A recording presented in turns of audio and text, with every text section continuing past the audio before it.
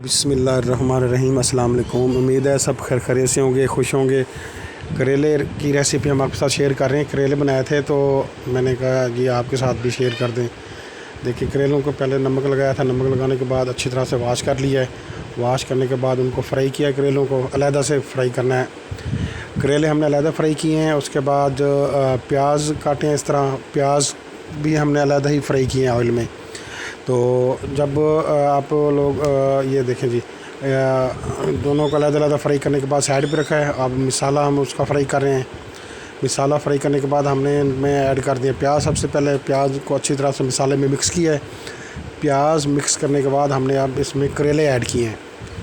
करेले ऐड करने के बाद हमने इनको 5 से 6 मिनट के लिए पकाया है। 5 से 6 मिनट के बाद आप ढक्कन उतार के देखेंगे तो आपके करेले तैयार हो चुके होंगे। छोटी सी रेसिपी है, आसान रेसिपी है, और ये सब्ज़ी करेले तो हर कोई लाइक करता है। तो इस बस मूड बन गया था आपके साथ शेयर करने को, ये शेयर कर दिया है।